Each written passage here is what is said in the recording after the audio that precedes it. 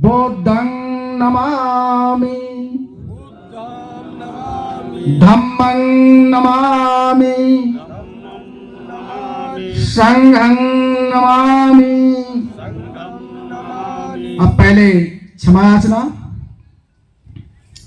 ओकार बंदाम बनते द्वारतेन कत्तं सबं अपराधं कमत में बनते द्वितीयंबी ओकार बंदाम बनते द्वारतेन कत्तं सबं अपराधं कमत में बनते। The Buddhist society of India यानी भारतीय बौद्ध महासभा की वाराणसी मंडल शाखा की तरफ से वाराणसी में विशाल वैचारिक बौद्ध संगोष्ठी का आयोजन किया गया, जिसमें तमाम वक्ताओं ने जहां बौद्ध धर्म की वैज्ञानिकता तार्किकता पर जोर दिया, वहीं मनवाद और ब्राह्मणवाद के खतरों से भी आगाह किया। इस बौद्ध संगोष्ठी को मुख्य रूप से भंते श्रेष्ठकर जी ने संबोधित किया। भगवान बुद्ध का धर्म है, वह आज क्यों जरूरी है और उसकी आवश्यकता क्या है, मनुष्य जीवन में उसकी उपयोगिता क्या है। यदि लोग समझ गए तो निश्चित रूप से भगवान बुद्ध का सधर्म लोक कल्याण के लिए हितकारी होगा। लोगों के बीच में बहुत वैचारिक मतभेद है। दो तीन चीजें स्पष्ट समझ लेनी चाहिए कि इतिहास की यदि आप बात करें तो दो परिप्रेक्ष्य आपको मिलेगा। पहले तो आपको इतिहास पढ़ने नहीं दिया गया, इतिहास आपको जानने नहीं दिया गया। यह चीज आप लोग देख ही रहे हैं। इतिहास आपसे छुपाया गया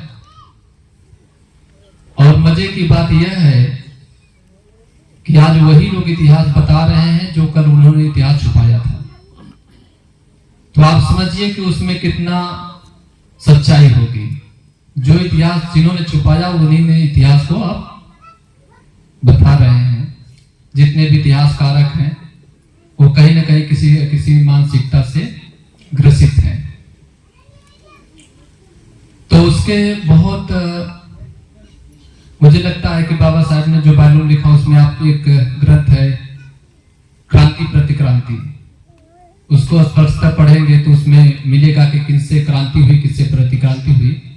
अभी बहुत कम वैचारिक मतभेद है, आगे चलने में और भी वैचारिक मतभेद होने वाला है। क्योंकि अन्य जो लोगों का बौद्धों का ये स्वभाव है अपना, जैसे बौद्धों की प्राथमिक जो चीजें हैं उसमें नैतिक मूल्य के आधार पर धर्म है, न कि किसी आस्था और अंधविश्वास पे है। कार्यक्रम में वाराणसी के वरिष्ठ अधिवक्ता प्रेम प्रकाश यादव ने अपनी बात रखते हुए वर्तमान के सांप्रदायिक खतरों से आगाह भी किया और ये भी बताया कि किस तरह से मनुवाद से आज समाज को खतरा है। बुद्धिज्म के प्रचार प्रसार और आम जनमानस में भाईचारा के मकसद से आयोजित इस कार्यक्रम में आप सभी को हार्दिक शुभकामना कि आप लोग नफरत के इस दौर में बुद्धिज्म के मकसद को आम जनमानस के बीच में ले जाने के मकसद से यहां बैठे हुए हैं। साथियों, इस देश में दो विचारधाराएं हैं। एक बुद्धिज्म का विचारधारा है जो तर्क पर, बुद्धि पर, विवेक पर और विज्ञान पर आधारित है। दूसरे तरफ मनुवादी विचारधारा है जो नफरत पर, गैर बराबरी पर, अंधविश्वास और पाखंड पर आधारित है।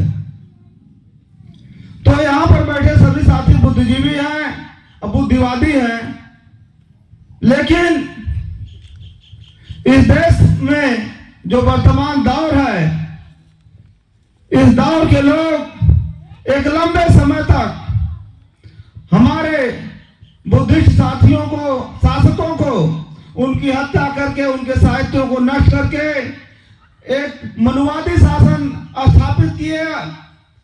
1920 में प्रीवी काउंसिल ने एक जजमेंट दिया कि ब्राह्मणों के अंदर जुडिशियल कैरेक्टर नहीं होता है, यानी उनके अंदर न्यायिक चरित्र का अभाव होता है, इसलिए उन्हें जज नहीं बनाया जाना चाहिए। तो 1920 से लेकर के 1950 तक इस देश में एक भी ब्राह्मण जज नहीं थे, और 1950 में जब देश आजाद हुआ पूर्ण रूप से, उसके बाद इस देश के हाई कोर्ट और सुप्रीम कोर्ट में ब्राह्मणों का वर्चस्व कायम हो गया, मनुवादियों का वर्चस्व कायम हो गया। इसलिए इस देश के एससी-बीसी माइनॉरिटी के लोगों का हक, सम्मान, उनकी भागीदारी सुनिश्चित जो होनी चाहिए थी वो नगण्य हो गई। तो ये समझना होगा इस देश के बहुजन समाज के लोगों को, एससी-बीसी माइनॉरिटी के लोगों को, कि यह नफरत का दौर है, और हमारे साथ नफरत करने वाले लोग जब हमको बांटना होता है, जब हमको हिस्सा देना होता है तो हमको शूद्र बना देते हैं, और जब हमको लड़ाना होता है तो हमको हिंदू बना देते हैं, कहते हैं कि बटोगे तो कटोगे। तो इस देश में यह बहुत ही विषम परिस्थिति का दौर चल रहा है। बौद्ध विहार से जुड़े हुए वक्ता शोभनाथ मास्टर ने शिक्षा पर विशेष जोर दिया और बताया कि किस तरीके की शिक्षा से समाज आगे बढ़ सकता है। अध्ययन से निकला है। बचपन के नाम सुकीति, सुकीति, और यह पिपराहवा कलश की स्तूप से जमीन के अंदर 18 फीट नीचे से मिला हुआ, और जब घर से महानिष्क्रमण किया तो उनका भारतीय इतिहासकार ने उनका नाम सिद्धार्थ रख दिया। सिद्धार्थ पहले नाम नहीं था, सिद्धार्थ रख दिया। ज्ञान प्राप्त हुआ, सम्यक समबुद्ध बन गए। तो शब्दों पर अगर जाएंगे, शब्दों के इतिहास पर जाएंगे तो उसकी व्याख्या आपको स्पष्ट होती चलेगी। इसी प्रकरण में थोड़ा सा और समय ले लेना चाहता हूं माननीय मुख्य अतिथि जी, कि एक खोज हुई है जिसमें शब्दों पर जा रहा हूं, हमारे उत्तर भारत में, आकर दक्षिण भारत में नहीं है, इस समय डाला छठ का महापर्व मनाया जा रहा है, बहुत तेजी से मनाया जाएगा। अब डाला और छठ यह शब्द प्राकृत भाषा का शब्द है, और संस्कृत में उसको खष्टी कहते हैं। खष्टी पर्व नहीं मनाया जाता। ये ब्राह्मणवादियों के सारे पर्व ब्राह्मण कर्म का कराता है, लेकिन डाला छठ पर कोई वहां ब्राह्मण नहीं रहता, कोई पंडा पुजारी नहीं रहता, महिलाएं जाती हैं वहां। करती क्या है, अब देखिए कितने मिनट मना है। छठी मैया कहती हैं, और सूर्य को अपना समर्पण करती हैं, अर्घ। बाबा साहब ने अपने हित के लिए, अपने लोगों के हित के लिए, देश के हित के लिए पद को ठुकरा दिया, लेकिन आज हम लोग लिप्त। दूसरा दुख समझे में काम चढ़ा, भाव चढ़ा, विभव चढ़ा, ऊपर नहीं जाऊंगा, लेकिन मैं कोशिश करना चाहता हूं कि इस प्रकार के संगठन अगर नहीं बनेंगे तो प्रचार प्रसार में मजबूती नहीं है। आयोजन के मुख्य अतिथि चंद्रबोधि पाटिल, ट्रस्टी चेयरमैन BSE यानी बौद्ध सोसाइटी ऑफ इंडिया रहे। भगवान बुद्ध और दूसरी बात थे दलाई लामा जी को ज्यादा मानते हैं, लेकिन बाबा साहब को उतना नहीं मानते। ये संविधान लिखा, ये यहाँ तक कि लेकिन बाबा साहब ने इतने लोगों को दीक्षा दी और धम्म का प्रचार प्रसार किया, तो ये अभी ये जो लामा, ये जो पूर्वोत्तर भाग है उसमें हम बौद्ध धर्म का प्रचार, और आपको यानी ताज्जुब होगा कि महाबोधि का जो अभी संघर्ष चल रहा है, जो आंदोलन चल रहा है, उसका नेतृत्व ये पूर्वोत्तर विभाग के ये कर रहे हैं अपने कलकत्ता के लोग। कार्यक्रम संचालक अवधेश कुमार ने एकता, शिक्षा को लेकर के अपनी बात रखी। उनके साथ इस पूरे आयोजन के सहयोगी के रूप में संजय आर्य, अजय प्रकाश राजू, राम सेवक राम, मनीष भास्कर, धर्मेंद्र कुमार, उमेश कुमार, रामलोचन राम, शिवनारायण गौतम आदि भी उपस्थित रहे। IAS IPS पैदा ना हो, हमारे लोग पैदा ना हो, तो हम भी अपनी माताएं बहनें यहाँ पे हैं, अभी हमारे वरिष्ठ लोग बताएंगे। पिछड़ने का कारण यह भी है कि हम लोग को शिक्षा थोड़ी देर से हम लोग को दी गई, पहले तो रोका गया, फिर जब संवैधानिक हम लोग को अधिकार मिला, पढ़ने का अधिकार, बोलने का अधिकार, लिखने का अधिकार, संपत्ति रखने का अधिकार, प्राणदायी स्वतंत्रता का अधिकार, समानता, एकता, स्वतंत्रता, बनता का अधिकार, तब हमारे लोग आगे पढ़ने लगे। तो आज ये कारवां जो हम लोग का चल दिया है, ये रुकने वाला नहीं है।